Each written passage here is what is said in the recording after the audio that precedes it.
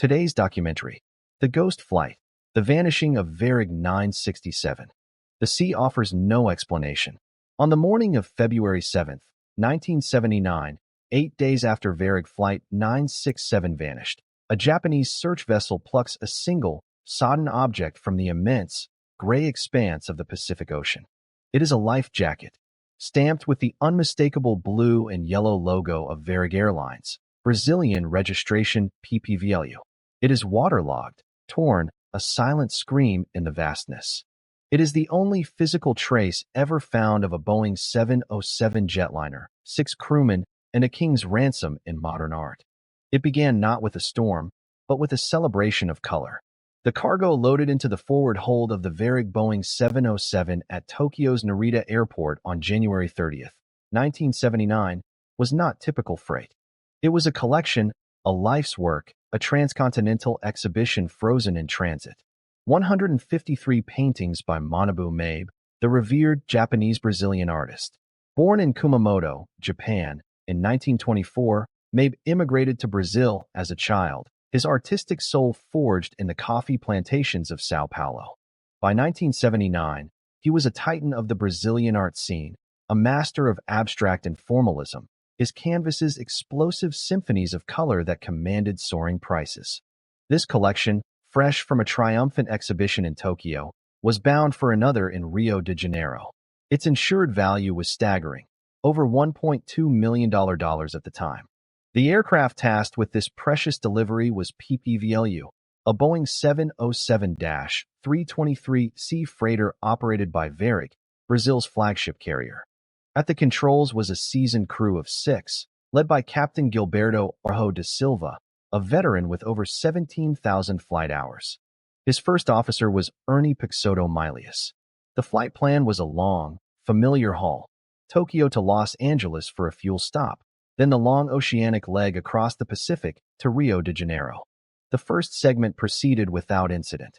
The paintings were secured. The crew filed their flight plan for the ocean crossing. At 8:23 p.m. Pacific Standard Time on January 30th, Varig Flight 967 thundered down the runway at Los Angeles International and lifted into the night sky, pointed southwest toward the endless dark of the Pacific. For hours, the flight was routine. The radio communications were brief, professional. Position reports, weather updates. The hum of the 4 Pratt & Whitney engines was the only constant sound in the cockpit. They passed the first waypoint, then the second. Somewhere over the mid-Pacific, roughly 1,200 miles east of Tokyo and 200 miles north of the remote Marcus Island, the crew made their scheduled contact with the Tokyo Air Traffic Control Center. The time was approximately 1:25 a.m. on January 31st, Tokyo time.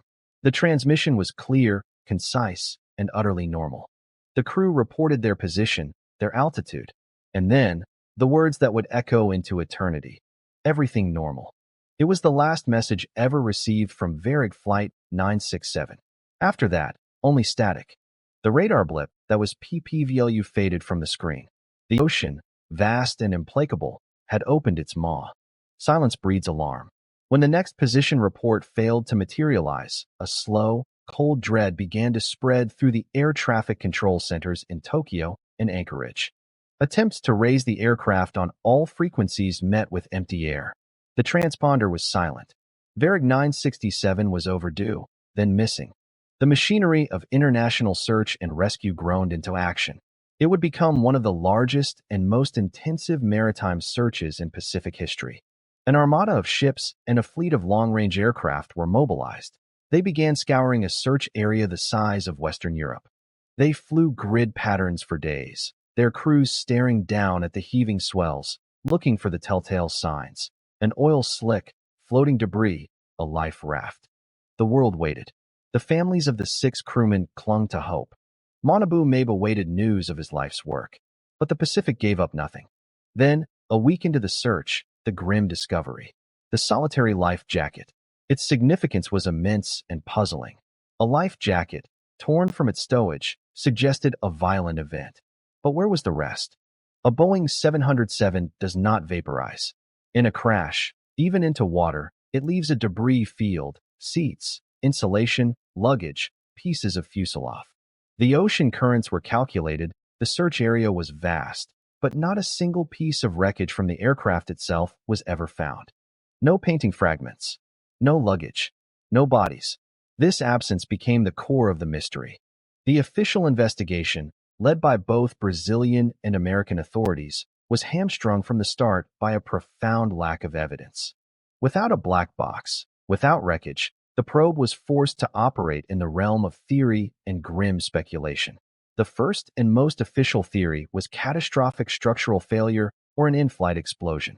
The Boeing 707 had a known, albeit rare, issue with its cargo door latching mechanisms. The explosive decompression of a cargo hold could tear an aircraft apart at altitude. Was the door securing Mabe's priceless paintings the fatal flaw, or was it a bomb? In the late 1970s, aircraft sabotage was a grim reality. Yet, no group claimed responsibility. There was no political motive linked to the cargo or the crew, and an explosion, while potentially catastrophic, would still have scattered debris over miles of ocean. The search found nothing. The life jacket was a ghostly outlier. Then, the whispers began. They started in the art world, in the insurance offices, in the shadowy corners of the investigation. They spoke of the cargo. $1.2 million in 1979. A fortune. What if the plane never crashed? What if it was diverted? What if the entire disappearance was an elaborate, brilliant heist? The art theft theory gained traction because of the sheer, tantalizing value of the cargo and the utter absence of wreckage. Could the crew have been bribed or coerced? Could the plane have descended to a lower altitude, switched off its transponder, and landed on some remote, forgotten airstrip? The paintings, easily rolled and transported, could have been offloaded, the aircraft then deliberately scuttled in the deep ocean trenches where it would never be found. Investigators had to consider it. The insurance companies, facing a massive payout, certainly did. They scrutinized the crew's backgrounds, their finances, their associations. No red flags were conclusively found. Captain De Silva and his men were professionals with clean records. But the theory persisted, fed by the mystery's perfect vacuum of facts. And then, years later, a twist that seemed to validate the darkest suspicions. In the 1980s, Manabu Mabe paintings began to quietly reappear on the international art market. Were these from the vanished trove? Had they survived a crash, only to be fished from the sea by a lucky trawler? Or was this the slow, careful liquidation of stolen goods? The official investigation eventually reached its inevitable, unsatisfying conclusion. Without evidence, it could only speculate. The final report likely pointed to an unexplained catastrophic event leading to a crash at sea. The legacy of Varig 967 is one of enduring, profound mystery. It sits in the pantheon of aviation's great ghost stories. It proves that even in an age of satellites and instant communication, a giant machine with 6 souls and a fortune on board can be swallowed whole, leaving behind only a whisper of foam and a single, silent life jacket. The ghost flight of Varig 967 endures as a monument to the unknown. The ocean keeps its secrets, and Flight 967 remains, eternally, its ghost. Thank you for watching. If you enjoyed this documentary, please subscribe to our channel. We bring you fascinating documentaries on history, science, civilizations, mysteries, and the untold stories that shaped our world. Hit the subscribe button and the bell icon so you never miss a new release. See you in the next one.